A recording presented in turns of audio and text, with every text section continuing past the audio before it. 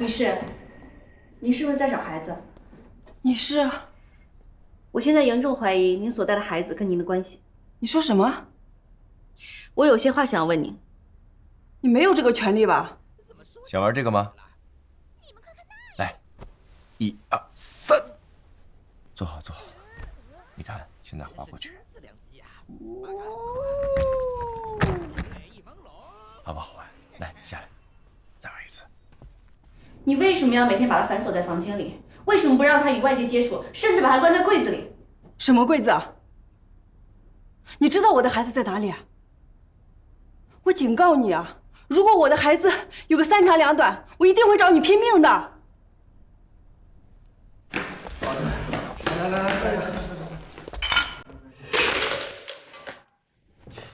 你看，看不了。这帮人，来，叔叔抱你起来。来，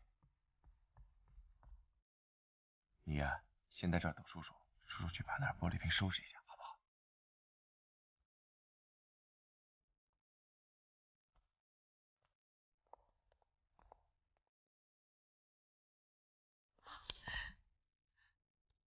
宝贝，妈妈，宝贝。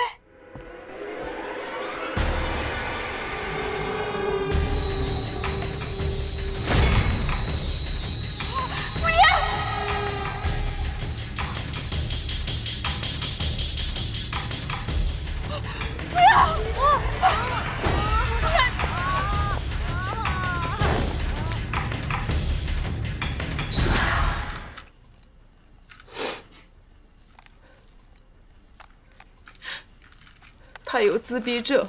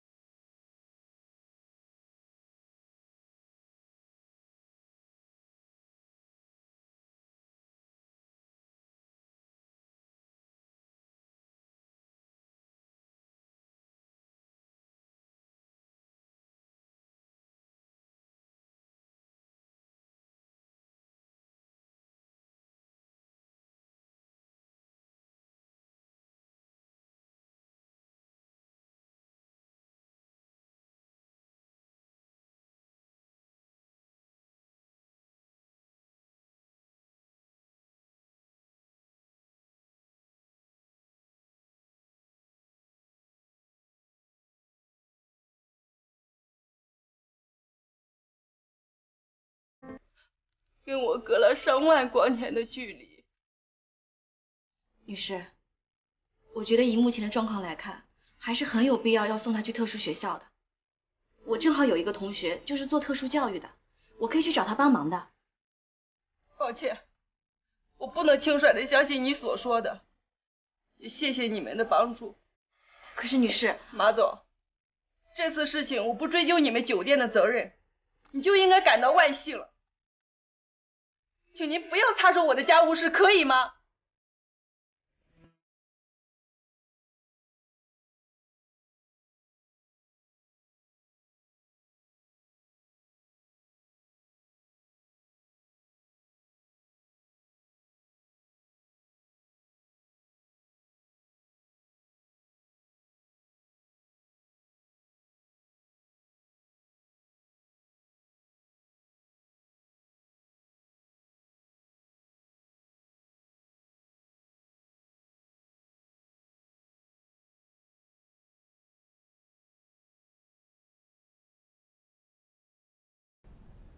我们明天见。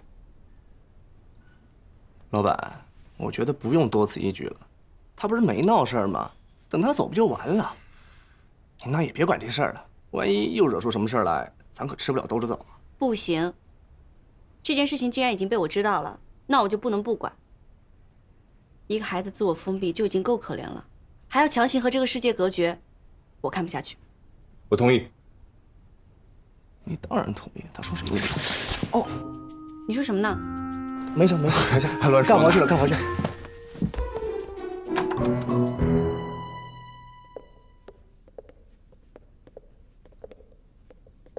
孩子呢？在柜子里。好的，你们先出去吧。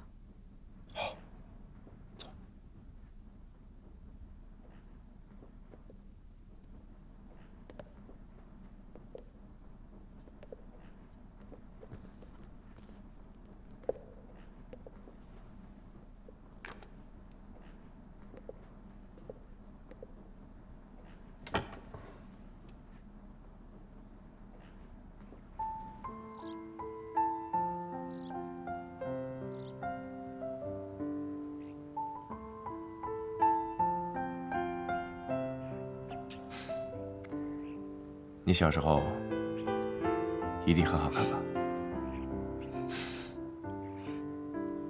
刚才你说到孩子与世界隔绝的时候，突然就好认真，就像你也有童年阴影一样。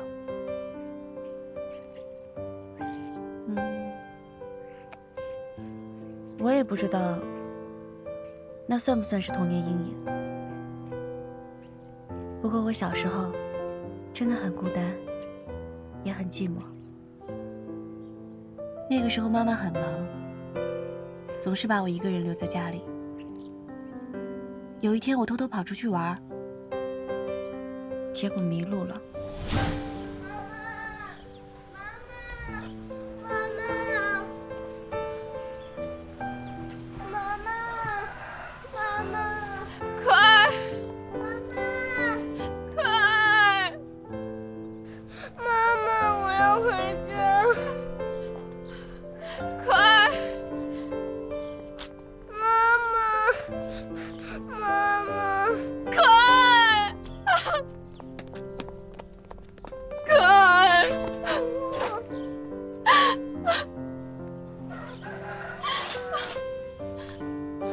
你去哪里了？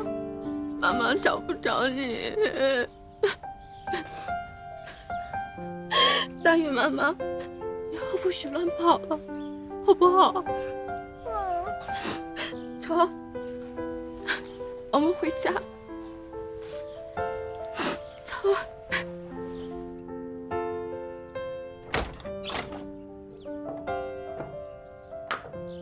妈妈，我要跟你一起去。小可爱，妈妈要去上班，你要乖乖在家待着，好不好？小可爱最乖了。走，进去。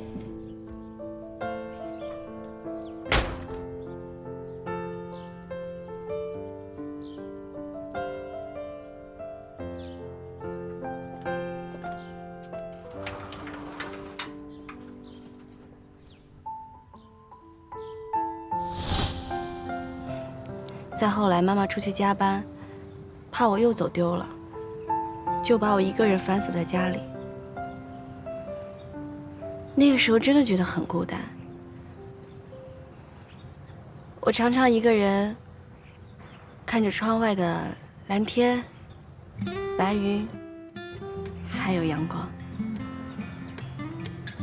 我总是想，要是能有一个小伙伴陪着我，该有多好。可是我总是一个人在家。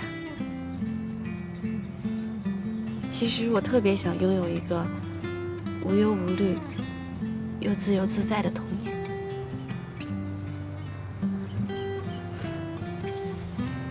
这么一说，我的童年还是挺幸福的，每天活得自由自在，没事就去我们的热带雨林里瞎玩，喜欢把自己摊成一个大字，享受着无拘无束的大自然，那种感觉真是非常的奇妙。那你真的是很幸运。不过呢，你的孤独已经是过去式了。以后，你有了我，你想孤独都不行。随时给你靠。哎，我真的发现，你这个人的优点，全在一张嘴上。我的优点可多了，人帅，嘴甜，心灵美。你以后要是没事儿，去我们热带雨林散散心怎么样？好。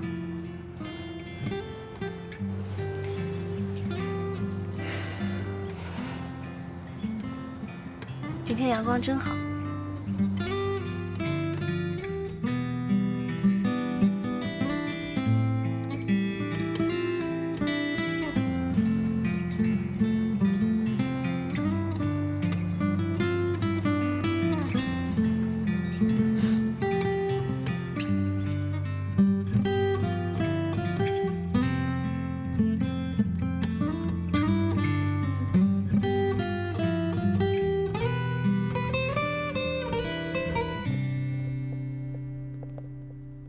孙茜，怎么样？马总，老师一直在里面呢，我在这儿等着呢。好，我知道了，你先去忙吧。嗯。你们，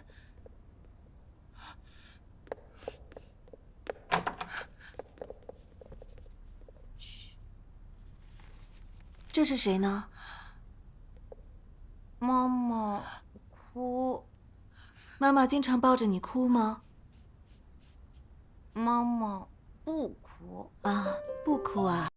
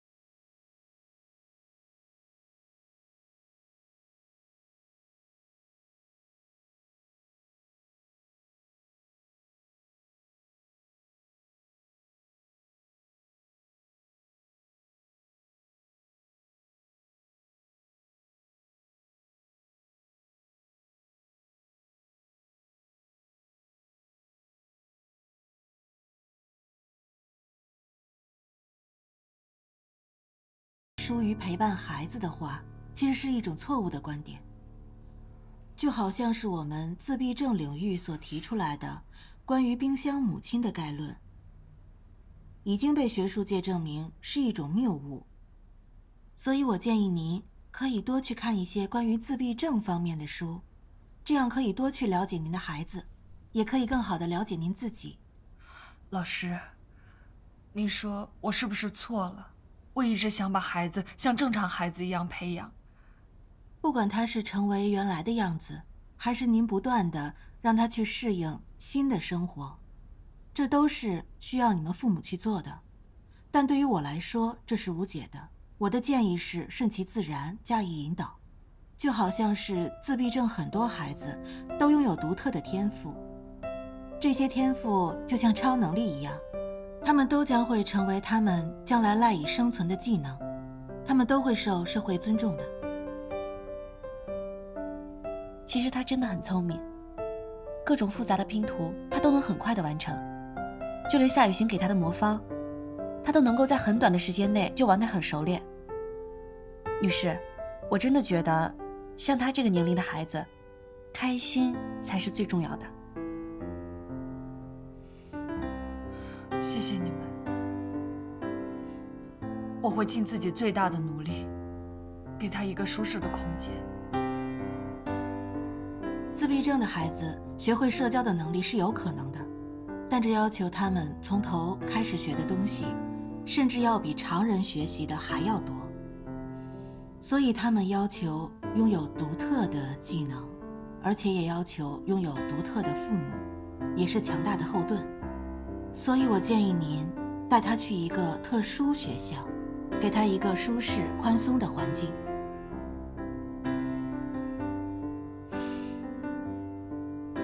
放心吧，我回去就去给他找学校。对的，也许只有我相信他，他才能更好的相信自己。对。呀！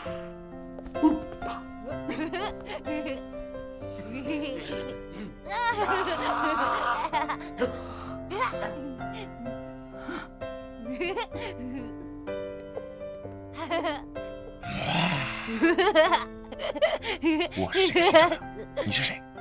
你愿意做我的队友吗？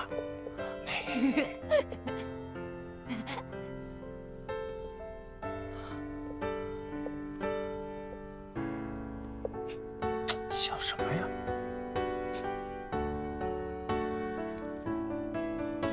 宝贝，告诉妈妈这是什么？我妈妈，星星。他是来自星星的小孩，我们俩现在是队友。你看，让你得意2分钟。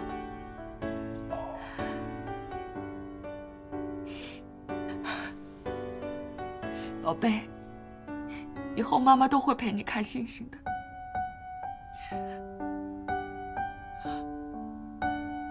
妈妈，星星。宝贝。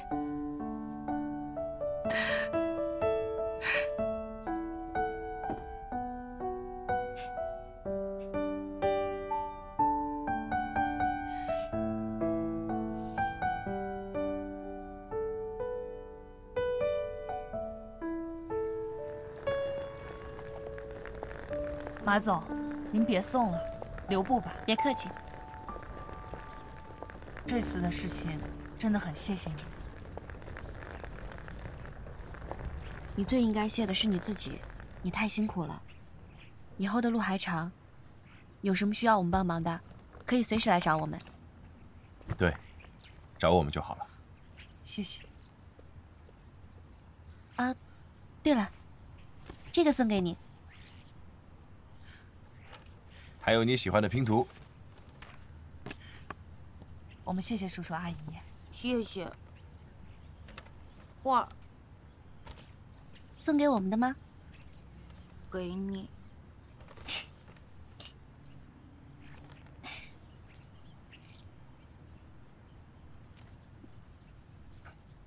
你教的吧？这跟我有什么关系？他虽然不会说，但他这话是在谢谢你们。哎，你不觉得很像结婚照吗？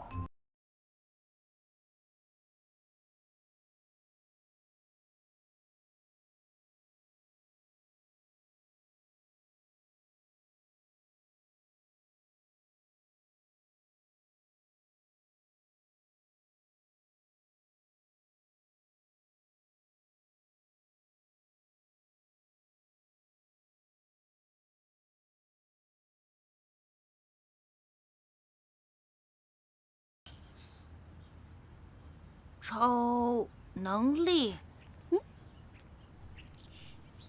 好了，马总，那我们就先走了。要乖乖听妈妈的话哦。跟叔叔阿姨拜拜。拜拜，拜拜，小超人。拜拜。来，宝贝，来，走了，拜拜，拜拜。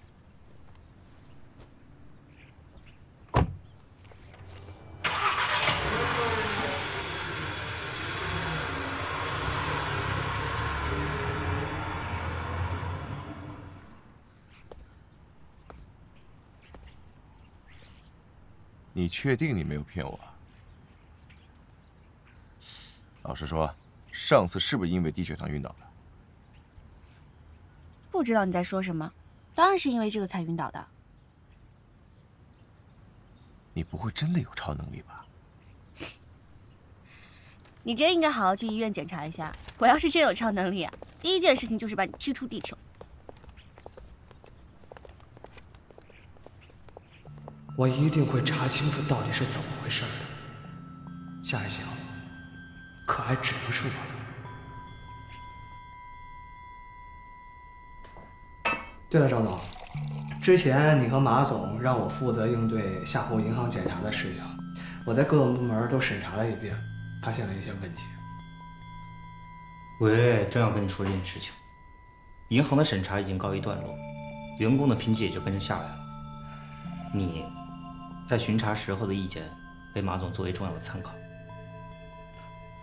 赵总，你应该也看到了，在我的报告还有员工评级的对比，这餐饮部的问题可是最大的。没错，所以我打算亲自去解决这件事情。因为餐饮部的人际关系比较复杂，你才刚来，有很多事情你还不是太清楚，所以交给我吧。不是赵总，我觉得餐饮部的问题啊，还需要我们内部开会解决一下的。你放心，这段时间你也辛苦了。公关部总监的位置，我可一直帮你争取着呢。不过，夏雨晴这次的评级好像还不错，看来马总对她还是比较信任的。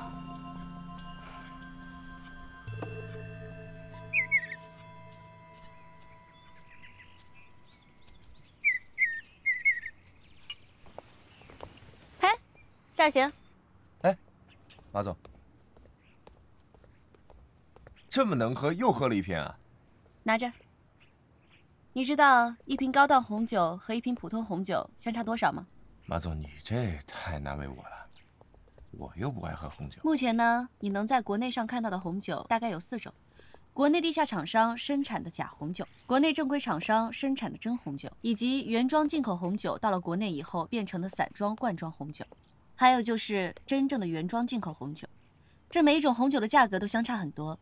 前3种先不说了，我们酒店全部都是原装进口红酒。为了保证它的口感，我们从包装到运输都极为严苛。所以，你知道它们从中之间的价格相差会有多少吗？所以这意味着，如果有人以次充好赚取其中差价的话，那……对。而且我对红酒有过一些研究。其实红酒除了从口感上来分辨它的真伪以外，还有一个很重要的就是它的外包装。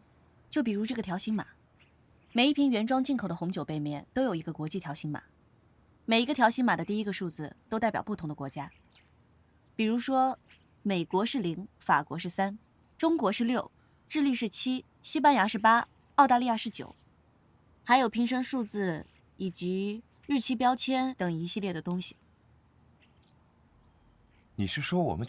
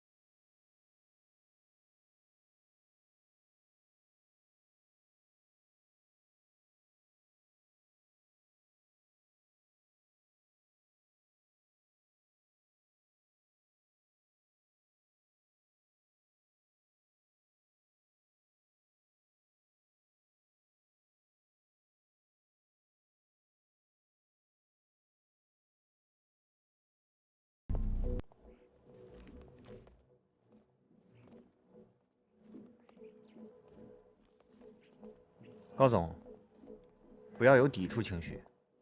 就算问题不是韩元斌查出来的，餐饮部的事情还是要解决一下的。我怎么会有抵触情绪？我只是抵触你而已。餐饮部的问题自然要解决，不过我倒是希望韩元斌真有本事，去好好彻查一番。我一定会好好谢谢他。那很遗憾，看来你只能谢谢我了。你什么意思啊？韩元斌刚到 JR 没多久，这么多事情他忙不过来。他已经给马总建议，因为餐饮部的问题比较复杂，所以由我亲自解决。什么？你？对，所以希望高总可以配合。你来接手解决餐饮部的问题？哼，赵清风，你知不知道，餐饮部最大的问题就是你？高总啊，说话要注意分寸。我们平常市场部跟餐饮部交集的确很多，但是你也不能血口喷人。我血口喷人？哼，从市场部到餐饮部的利益链条是怎样被操控的？赵清风，你心知肚明。高雨欣，我希望你清楚，现在出问题的是你餐饮部，该负责任的也是你。高总，可能需要你暂时停职，然后把餐饮部所有的问题汇总，给我写一份书面的检讨。不必了。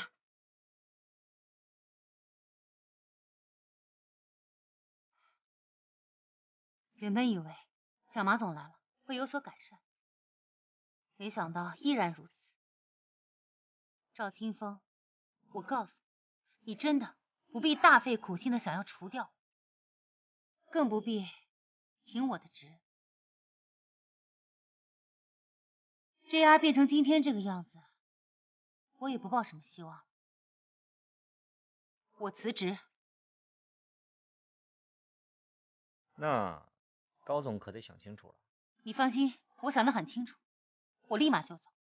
我的时间很宝贵，我不愿跟你这种小人在这宫斗，更不愿在这种藏污纳垢的地方多待1分钟。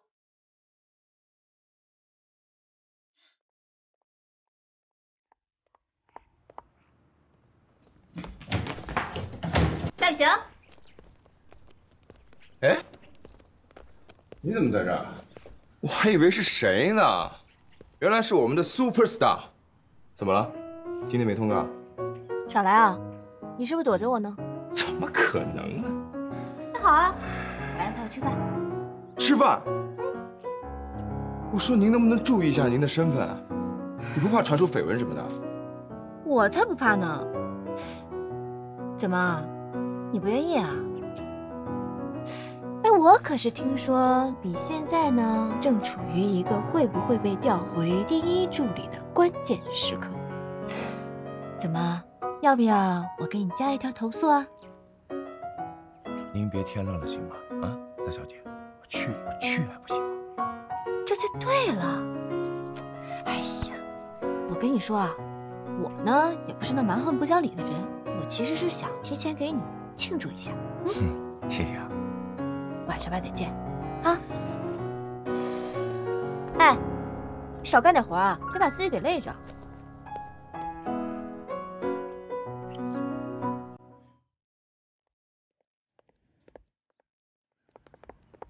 高总，您稍等一下。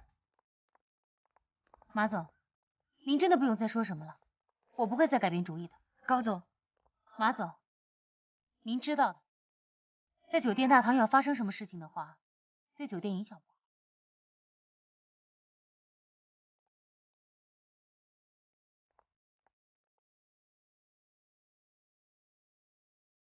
高总辞职，他的交接工作已经做成了资料，交给了他的秘书。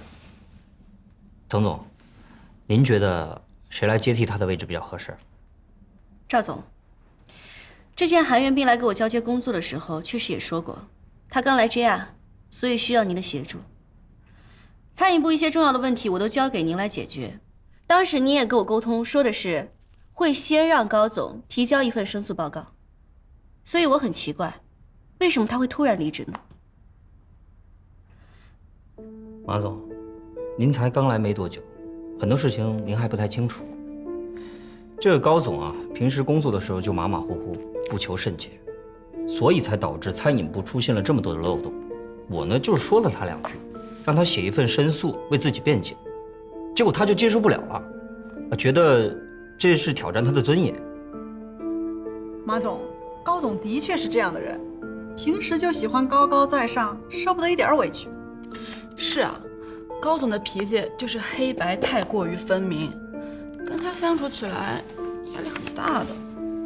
所以我听各位在座的意思就是，餐饮部所有的问题都只在于高雨欣个人身上，是这样吗？马总，高总这件事情，他既然是餐饮部的总监，餐饮部出现了问题，他理应负责。我觉得我们现在的当务之急应该是赶紧找一位熟悉 JR 的老员工来接手，并且最好是餐饮部的成员。这个职务事关重大，我需要好好考虑一下。哦，对了，马总，袁斌自从来了 JR 之后，为酒店的评级还有审查都做出了不小的贡献。我觉得公关部总监的职位比较适合他。以韩元斌的工作能力和人脉资源来说，他确实很适合做公关部总监。好，这件事情就由赵总安排吧。韩元斌有国际背景，他能够给咱们酒店带来一些国外的先进的管理理念，确实是我们公关部总监的最佳人选。现在餐饮部总监的位置一直空着，您有没有考虑让袁斌也暂时接管餐饮部呢？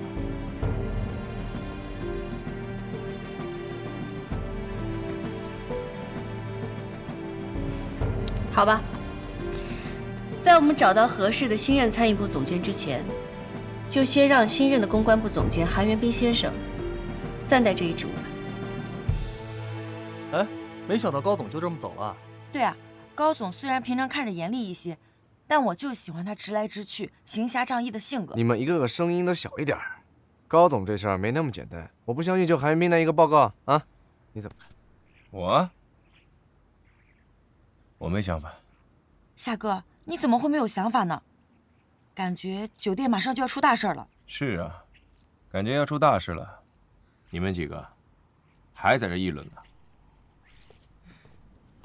哎，我们走吧。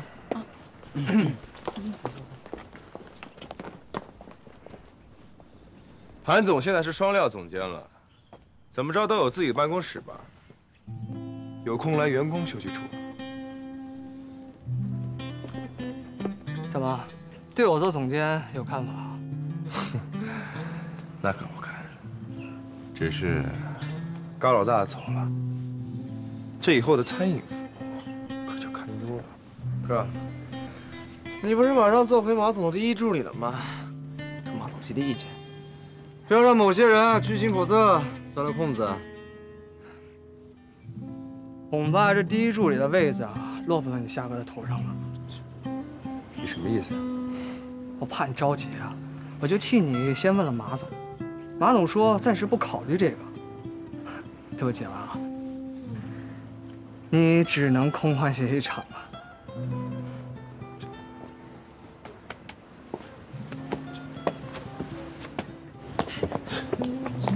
牛什么呀？还真把自己当韩总了？话不是这么说的。现在临时应对银行下户检查、巡查各部门，这权力已经是钦差大臣了呀。哎，还有啊，他现在还督促各部门整改，这不是拿到尚方宝剑了吗？现在呀，又升职成为公关部总监和餐饮部代总监。哼，这个韩总管呀，真的是深得马总的心呐。马总也真是的，怎么会把这么重要的位置留给他呢？这你就不懂了吧？这个韩元斌刚来酒店不久，和各部门的人都不熟，所以啊，马总一定是认为他能够最大程度的做到客观。夏哥，那要这么说，你可惨了。哼，我行得正，坐得端，怕他啊？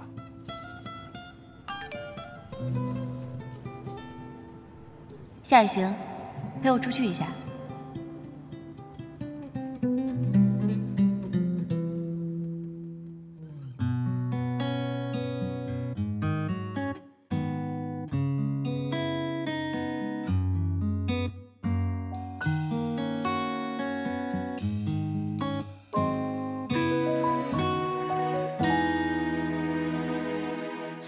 都怪一不小心和你产生交集，才还是光编剧，编了好多剧情，心里的天平慢慢偏移，从看不惯你到变清晰。想在你世界里刻下我的印记，要用多少力气，爱才能被允许？好看吗？这个？我看看。好看啊！好看。走啦，什么眼光？走啊！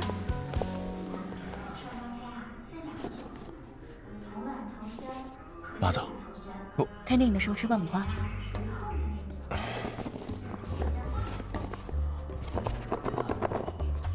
啊，吃完了，可以聊工作了吧？嘘，看电影的时候不要说话。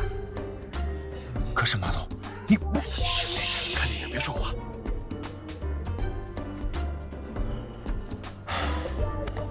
你干嘛？霸道总裁？干什么？干什么？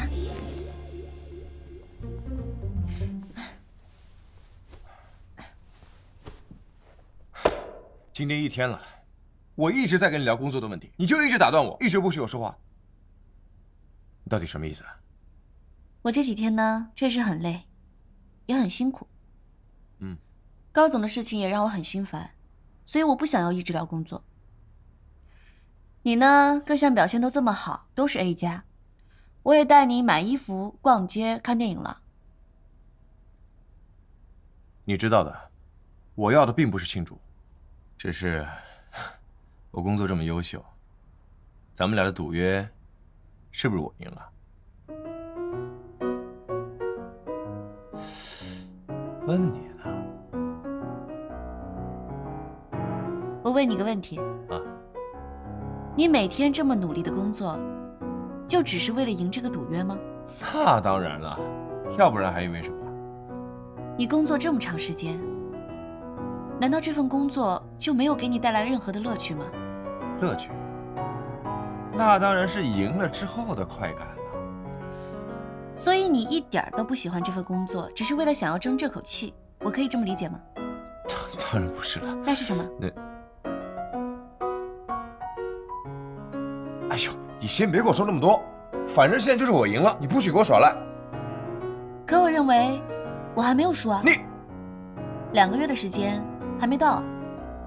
哼，就知道你有后招，就知道你没那么容易认输，所以才到现在都不把我调回去。知道我为什么不把你调回来吗？我哪知道啊？